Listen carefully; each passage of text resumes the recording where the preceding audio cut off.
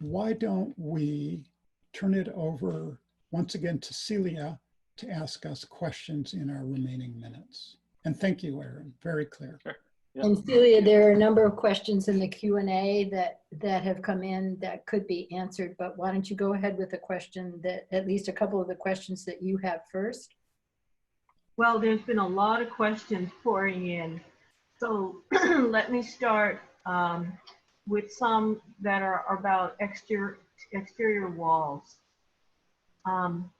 What about exterior walls made of bricks only? Are they rigid enough not to be reinforced by concrete steel pillars?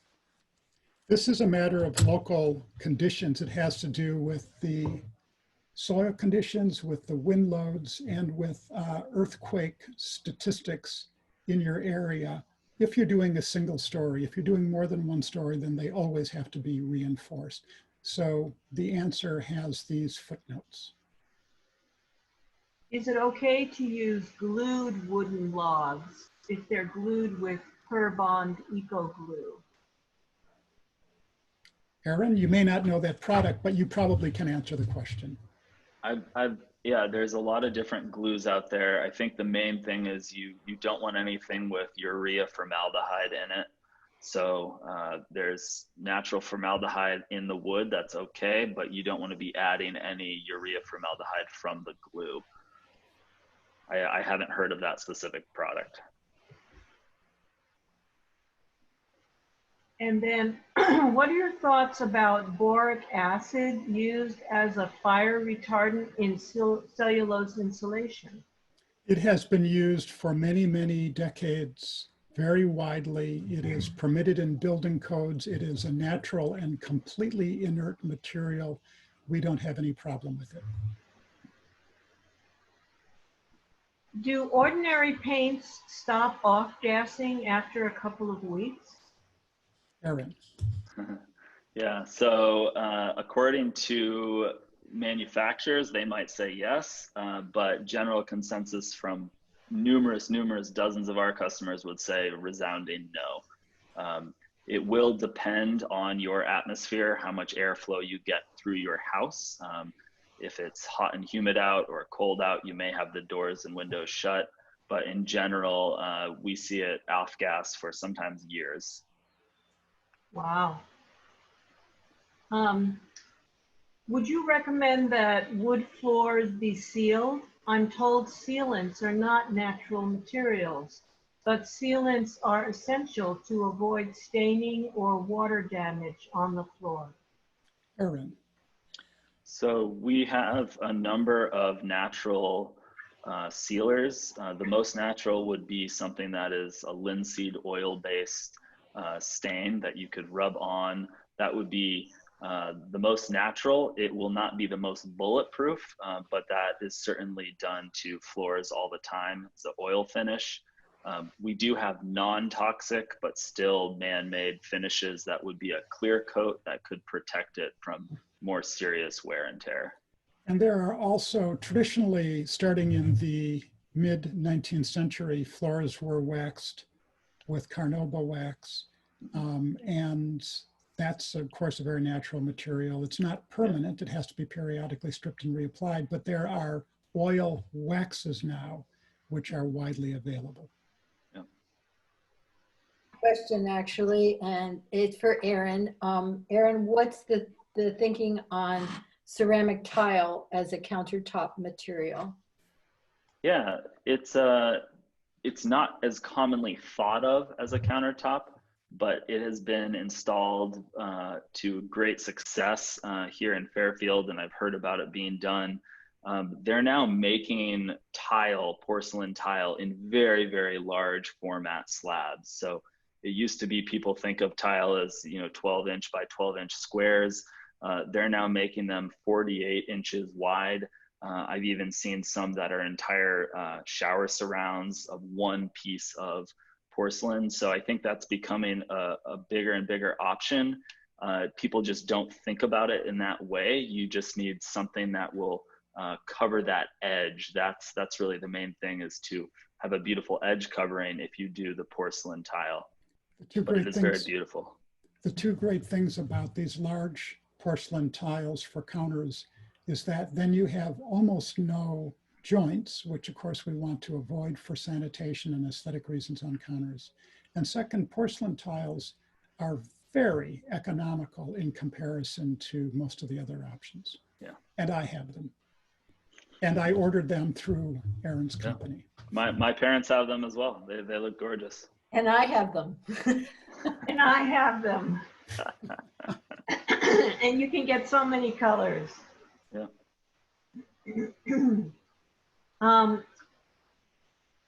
How does Maharishi Vastu feel about recycled flooring materials, such as recycled wood or glass tiles made from recycled glass bottles? We do not encourage this. And we, as I mentioned earlier, fully recognize that we have an obligation to reuse as much as possible of the materials that we industrially produce on Earth. And we look for other ways in which to reuse them. Great. There were several questions that came in about solar panels and energy, and just want to say to all those people that we will get to that in part 2 of this series on natural materials, which will include a segment on energy generation. And both Aaron and I are broadcasting from buildings that get their electricity directly from the sun. So we'll have fun talking about that. Yeah.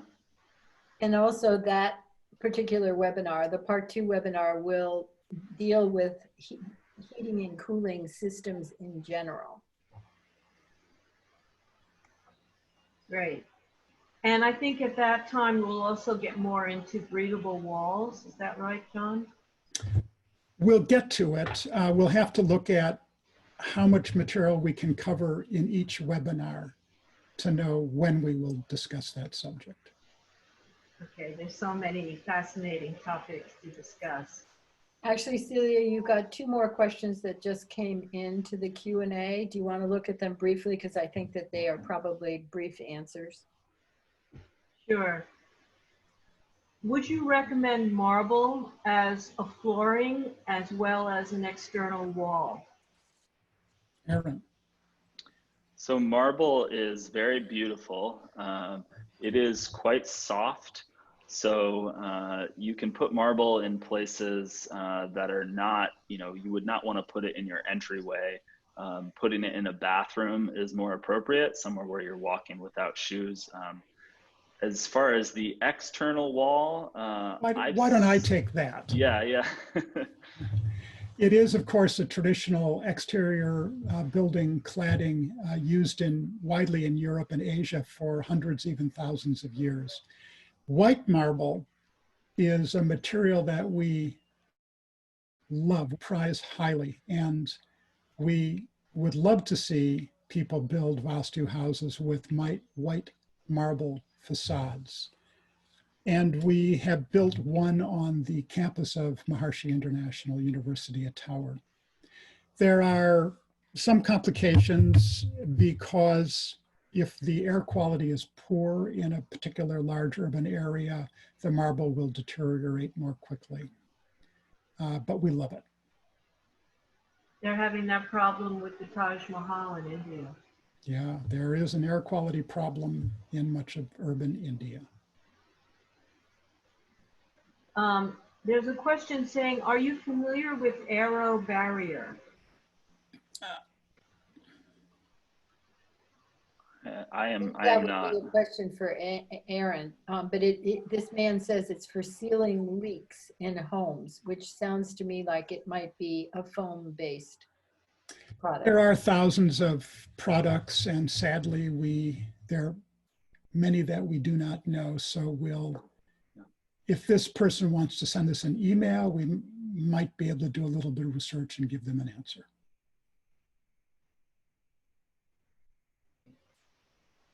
Which flooring materials are the softest for feet to stand on, yet are durable? We have cork flooring that is much softer if you're standing for long periods of time, you will notice some relief on your feet. And the cork flooring has a natural resiliency. So even if you were to dent it slightly, it bounces back, and that bounce you feel with comfort. It's also warmer to the touch. Beautiful. I lived in a rental that had cork flooring in the kitchen, and it was wonderful to stand on while cooking. Yeah. If someone likes brightly colored interior walls, is it okay to use strong paint colors? Or does Maharishi Vastu recommend only light pastel paint colors?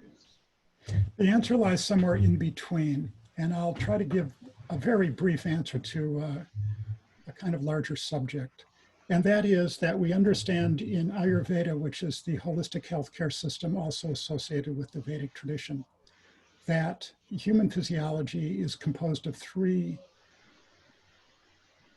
constituent components that we in Sanskrit call Vata, Pitta, and Kapha. And each of us has some combination of the 3. And an objective to achieving good health is for them to be in balance and for none of them to be either out of balance in strength or in weakness. And this has to do with colors, because some of the colors, when seen, will increase or decrease one of the 3 doshas. For instance, red will increase pitta and blue will reduce it. And so bright colors are actually a kind of medicinal, part of the medicinal palette. However, the vitiations or vikritis that we have at any point in time vary throughout the day, throughout the year, throughout our lives, and from one occupant of a building to another.